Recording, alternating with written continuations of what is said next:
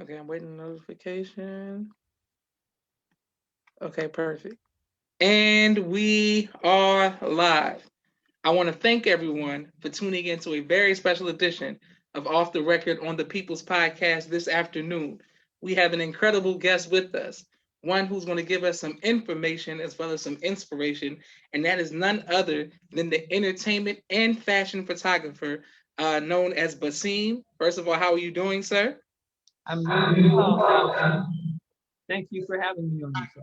Oh yes, sir. Thank you for coming on, sir. Well, the first question that we would like to know is when did you get um when did you know that you had a love for photography? So, my love for photography, I would have to say, started when I was in high school.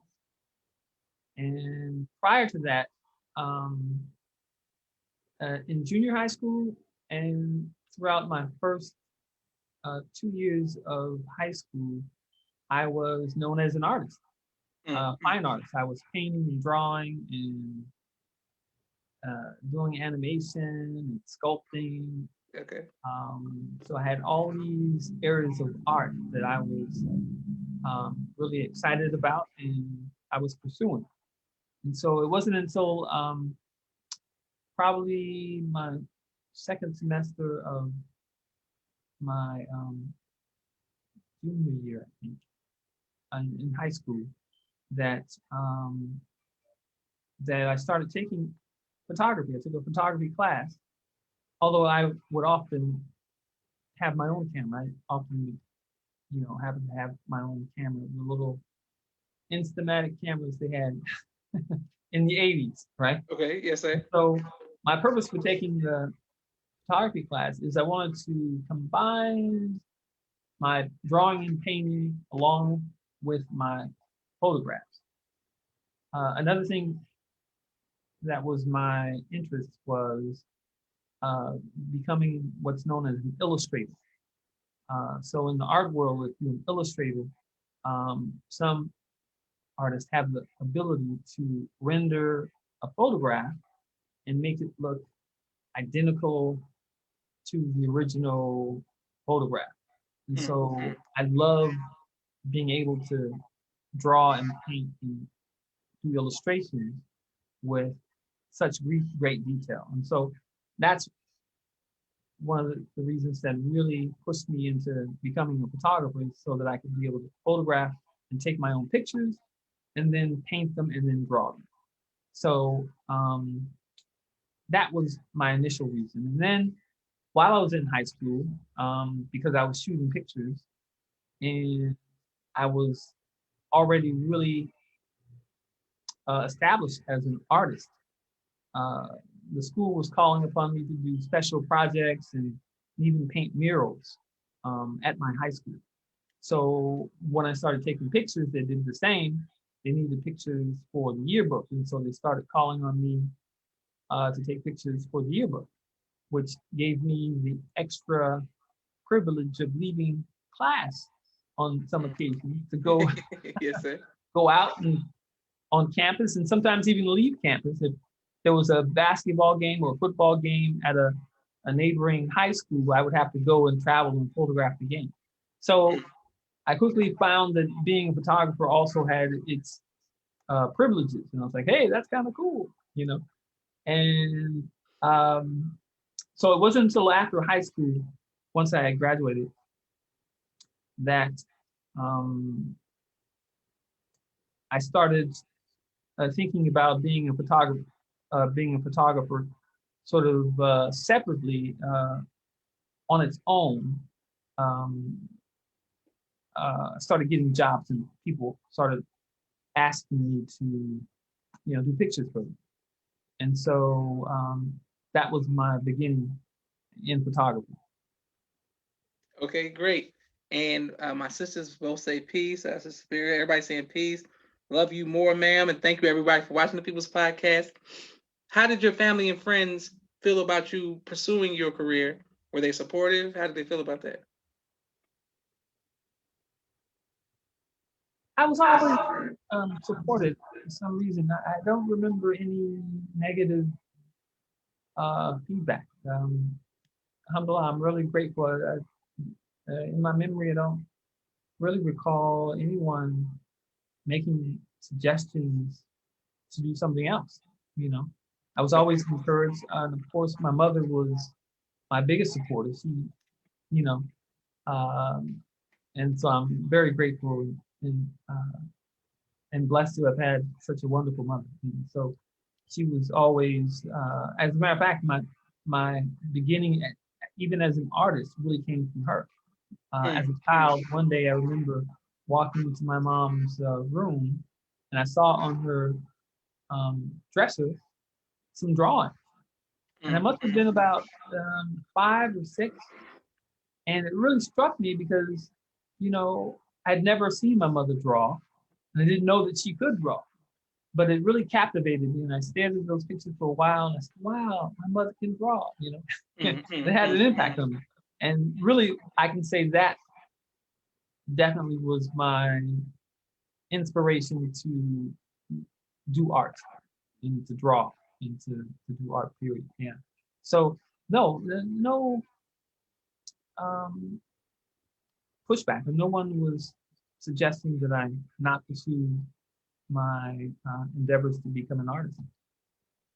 Okay, great. And what are some of your favorite celebrity artists that you've worked with?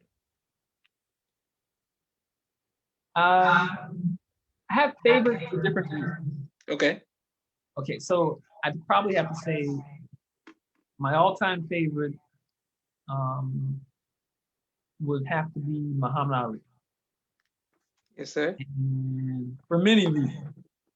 But for the for the reason that stands out the most, it would be because he was just such a caring and giving and um, kind person, you know. And out of all the opportunities I had a chance to be at his home and even to travel with him on occasion, Mm. Mm. uh, Mm. just so generous. I mean, I've seen him just give and give and give and, you know, spend time with people. Um, and it was an amazing thing to see, you know. So I would say Muhammad Ali for that Okay. reason. Now here's something that's very different. I would probably put the rapper Ludacris. Hey. And Okay. people are like, Okay. what? Okay. Ludacris? Why would you say him? And he stands out in my memory for this reason alone. Um, I can't think of any other photo shoot that I've done where a person was so um, good at being in front of the camera. Okay. Uh, and he just stood out tremendously. I've been, at the time that I photographed him, I've been photographing for years and had been professional. I've been published in magazines. I've been shooting for, you know, fashion designers and celebrities. And so when I photographed him, it was the shoot was for um, a athletic shoe brand called Dada, which was black owned, Mm. Mm. colleagues and friends of mine, and we were shooting this ad, and he was just so inventive and creative, and it was just such an amazing photo shoot. He definitely stands out. Okay. Great. Muhammad Ali and Ludacris. Yes, sir. And with working, and what advice would you give to young people who are coming up in the field and who may what advice would you give to future artists, future photographers? What advice would you give to them? Hmm. I say advice would be, you know, find what really rings true to you, you know, as an artist. And one of the things that I remember when I was in art school, I actually went to art school as well, that I was never concerned about being competitive with other artists, you know, because I believe that as an artist, my talent was such a part of myself that that no one could sort of, you know, recreate what I'm doing. Uh, so in that way, there's really no competition, you know. And so I think that when you look at it that way, you can really get a sense of being um, secure in your, you know, ways of being an artist and have confidence, and just create, So I'd say, rely upon, the things that you um, find that are inspiring you. Rely upon your own um, ideas and your own um, intuition, and be the best artist you can be. Great, great, and thank you for that advice, and thank you all for watching. Continue to watch the People's Podcast. A lot of artists, especially photographers, have like what they call a muse. Have you ever had a muse? Like someone, have you ever had a muse? Uh, that would mean favorite person to photograph, right? Yes, sir. Yes, sir. Yeah. Um, I think I've had many. So it's my career is almost 40 years of working professionally, Yes, sir. And I used to have such a great memory that I would never forget a person that I photographed. But literally, it's been so many people that I've photographed. And some of them I'll run into, by chance, and they'll say, Basim. And they'll say, hey. And they'll tell me all about what we worked on and how we worked together. And I'll sometimes struggle to remember, Mm-hmm. But yes, I've had many. I've, you know, lots of, talent and lots of, wonderful people that I've come across in my time as working as a photographer in my career that I found to be my favorite. So I have many favorites. Yes, sir. When you, Like I mentioned the rapper Ludacris, but yeah, I've worked with models. I've worked, I think Tyra Banks would be at the top of my list because um, I was the one who photographed her first for her very first fashion editorial, you know. mm, mm, mm. And she stands out because she was just such a burst of energy. When she walked into my studio, she was jumping up and down, and just like, and she was so excited, and I was like, "Wow, who's this person?" you know. And so, even the photo shoot, while she was full of energy, we're actually shooting. I remember it. We were shooting for a New Year's fashion spread. The story for the editorial was like a New Year's story. So the I was shooting actually 4 models that day, and so they were given these party hats, and we were creating like a New Year's celebration in the fashion spread. And so, but she had so much energy and she stood out. And after the photo shoot, I sat down and sort of consulted her and her mom because they had made the request to give her advice, on how to navigate and what to do, and share my ideas with them, which I did. It turned into like a 2.5 hour conversation, about what to do and what not to do. And so I'd say her, Tyra Banks. Okay, Mhm. excellent. And for some of the photo shoots that we've seen on this side, not on the creative side, it seems as if there's a theme to them or a set design or whatever coming from the idea of the photographer. Where do you draw your inspiration when you do a photo shoot? Is it based off of the person you're going to shoot, or do you have an idea first and then fit the person into that shoot? So my ideas come from a lot of places, and what I'm always excited about is doing the project, my next project, or doing the project at hand, you know. Um, and I'm just as excited and enthusiastic about my work as I believe I've been from the first day I've started, Mm, mm, But no, ideas come from nature. Ideas come from other artists. Sometimes ideas come from a conversation. You mm, know, mm, mm. um, uh, fashion designers or music, maybe listening to music, um, or just again observing, a lost creation. There's so much, and so our world is so rich with, you know, um, stimulation, and stimuli. We have so much to draw from, So um, does that answer the question? No, it absolutely does.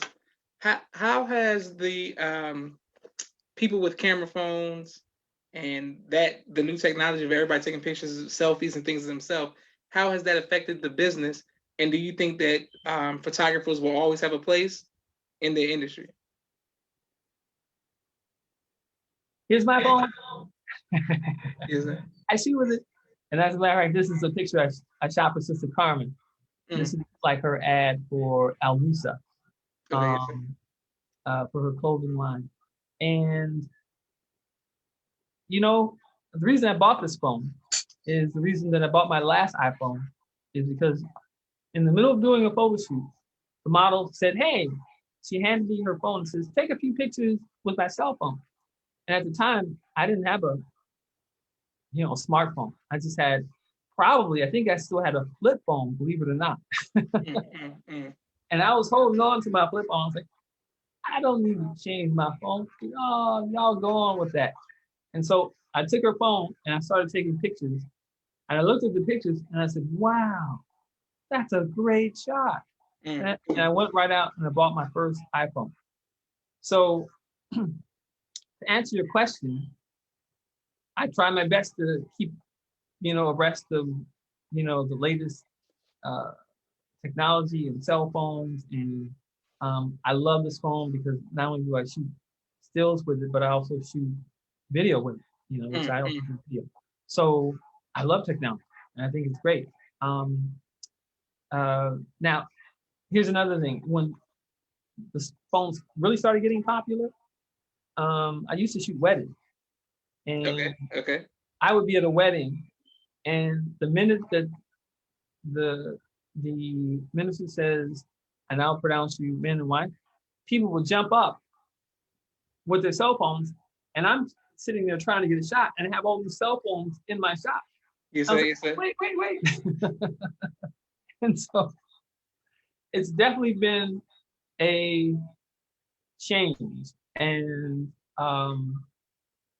so I even tell people that some jobs really don't require a photographer, that some jobs really can be accomplished on your cell phone. So that's how I look at it. Okay, great. Beautiful. Thank you for that. I had just a few more questions for you. And I want to thank everybody who's continuing to watch the People's Podcast. Please like, share, and subscribe, especially once we put it on YouTube. Please like, share, and subscribe. But I have a quick 60-second commercial break for all of the sponsors of the People's Podcast. This month, we have some great sponsors as usual. And I want to make sure that I give a special shout out because our brother Basim is giving us some amazing information and inspiration as well. If you all are watching, would like to be a sponsor or donor, please cash at the People's Podcast. Thank you very much. My brother Rashad, Street Premier Media Production. He has a 4K camera and a drone. He does television and film editing. Thank you very much. My sister Miriam, ABC I Love Me, children's book and coloring book, both of which are on Amazon. Make sure you go get those. My sister Naima, Stay on Point Dance Academy, LLC. She teaches ballet virtually to young girls all across the country and in the studio in Atlanta. We love our tiny dancers. Our brothers out of LA, MTS Car Bros, any make, any model, any year, 30 to 50% off. Thank you very much. Brother Kenneth, bow tie maker extraordinaire. He'll ship bow ties to you all anywhere across the country. Sister Latasha Muhammad, Queen is I, Poetry and Apparel. Sister Latasha Muhammad, Queen is I, Poetry and Apparel. Thank you very much. I look forward to receiving my shirt. Brother Enoch, Hip Hop Detox out of Chicago. It is a public health vehicle that empowers a holistic approach to youth and young adults all across the country. Thank you very much, Brother Enoch, Hip Hop Detox. Dr. Robert Muhammad, Why Does My Back Hurt? And additional health tips and guidelines. His new book is on Amazon.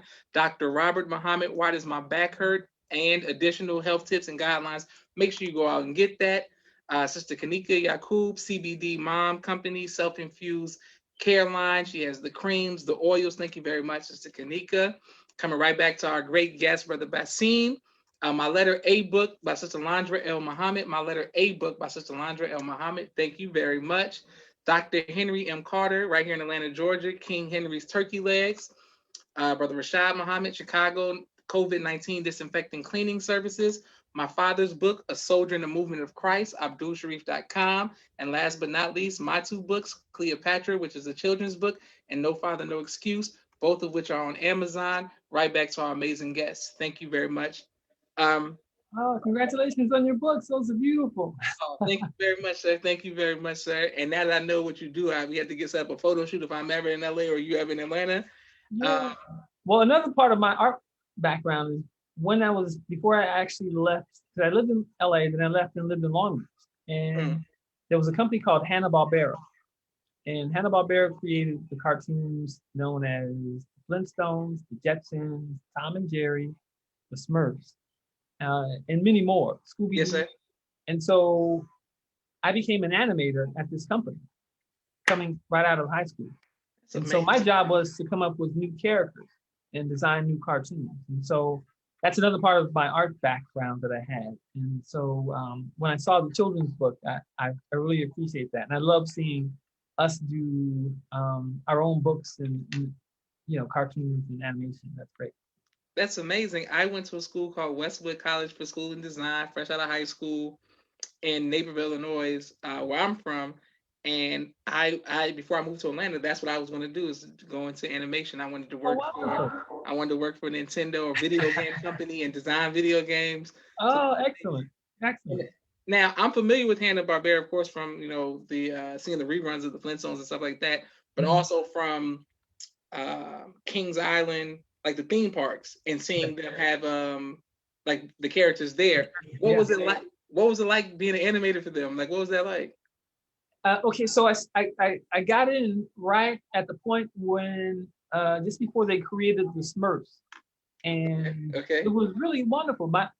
I didn't say this about my artwork when I was in high school, but my goal was to work for Disney. I was, before I started doing my photography, I was like, I'm gonna be an artist. Yes, sir. Be at Disney. But I got into Hanna-Barbera by being introduced through another artist friend of mine. And so I had a portfolio of my artwork. And when I went to the meeting to show them my artwork, I was thinking they weren't going to like my work, but they loved everything they had. They were, whoa, this is great. This is great. And so I got in, and it was really exciting. I enjoyed it. And we were being taught, I forget the gentleman's name. He was really an older gentleman who was teaching us their method, because the unique thing about Hanna-Barbera is they sort of created what I'll describe as limited animation, whereas when Disney would do their like cartoons like Snow White and the Seven Dwarfs, they would be very fluid and the animation would be very lifelike. Hanna-Barbera created sort of a style of animation where they didn't have to do so much drawing. They would have characters jump, and they devised ways to have a person shoot across the screen, right? They came up with these ways. If you look at the cartoons, you'll get a sense of what I'm saying. Yes, sir. And that was their niche. And so they were able to manufacture and produce these cartoons at a very low cost and make all these TV shows. And so it was something that Disney wasn't doing at the time. And it sort of gave them their own lane. And so it was really unique, and it was a good time to sort of be there. And they were the first to do a computer animated cartoon, which was the Smurfs. It was actually the first computer animated cartoon. I know that. Yes, sir. Amazing. Okay, great. Man, you lived an incredible life. What do you do for fun, sir? Get on podcasts with you. This is fun. I'm having a great time. Yes, I think going to the beach is one of my favorite things. I still love when it's not shut down, going to art galleries, looking at artwork. I still, I'm a great admirer of artists of all kinds. I even really, I enjoy looking at other works of other photographers. You know, I was online earlier today looking at some imagery that I like. So I'm always, you know, doing that, and then spending time with you know other good Muslims, being in the company of good people is something that I enjoy. You know, um, I don't get a chance to bake. I have a background in baking. My grandmother, my mother were bakers, Okay, and okay. it's not something I get a chance to do, but God willing, I'll maybe find some time to include it. But I do enjoy it. Okay, great. Uh, what type of music do you like to listen to? Okay, so recently I've been listening to country music. Okay, okay. I like country music. And, I like country music. and I think country is kind of cool because for the longest, you know, it's good, it's storytelling, but they don't have, at least I haven't heard any recently. And even when I think of songs in the past, they haven't been vulgar. You know, you can listen to a country song and not really worried about hearing too much vulgarity in the music, you know? And that brings me to another story. I'll tell this story. Yes, Um, sir. when I was living in Long Beach and I got my first job to shoot this real, I was going to say the name, maybe I shouldn't say the name, but it was a Okay. rap group. And at the time, hip hop was all about, you know, being fun, and it was the early days. Yes, sir. And this group was using a lot of vulgarity. And Okay. they hired me because I was shooting for Rap Pages magazine. You have to go and photograph this group. And I was like, I don't want to shoot them. I was like, I don't like that music. And so, unlike that, country music, um, from my memories, always been sort of, you know, easy listening. You can, you know, not really be, um, uh, you know, listening to words that are offensive. And I just don't like, you know, vulgarity in my music. Yes, sir.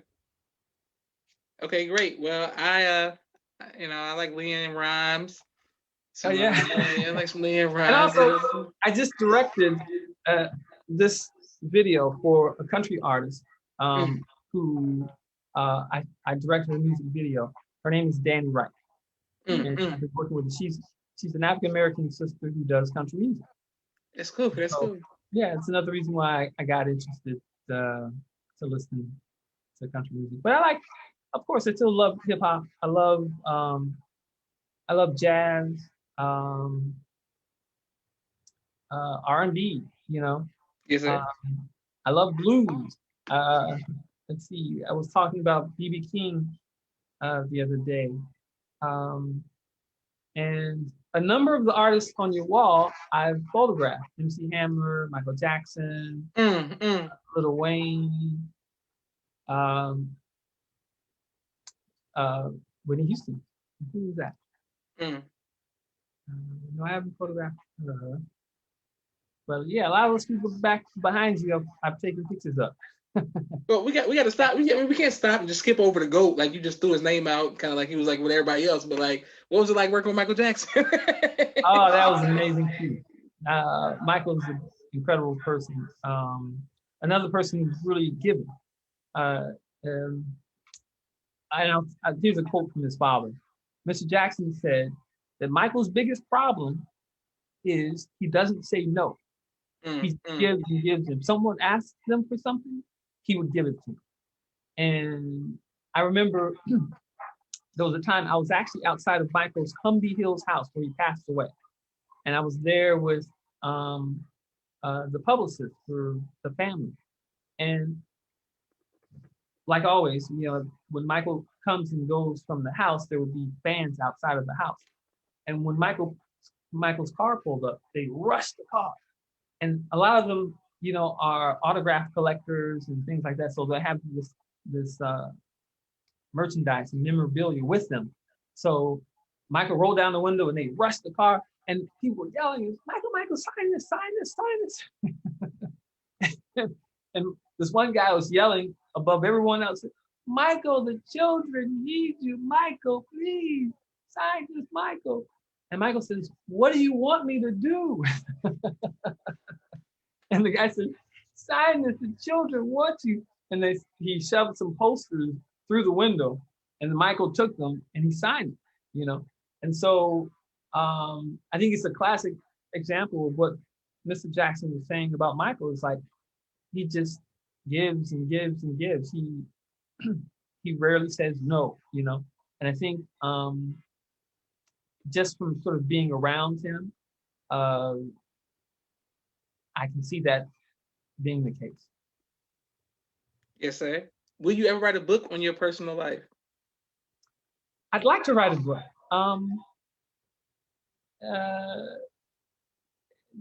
Just to share my stories. I like sharing my stories, you know.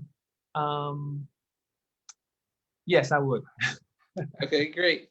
And thank everybody for watching the People's Podcast. One more question for you, sir. What would you like your legacy to be?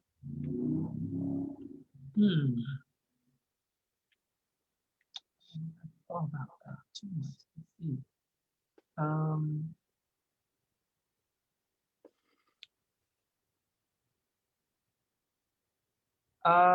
For whatever I can leave behind, I would pray that it would be of some benefit to others, and that it would be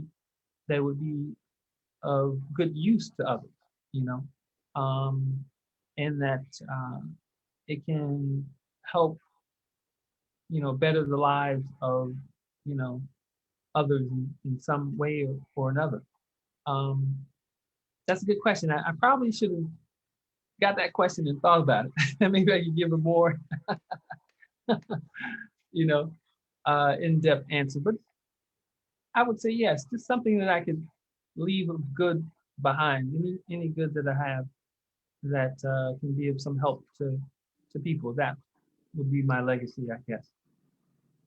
Beautiful. Well, I want to thank you very much, sir, for coming on. I want to make sure that, first of all, thank everybody who's watching, and also say Ramadan Mubarak to you, sir. Ramadan Mubarak.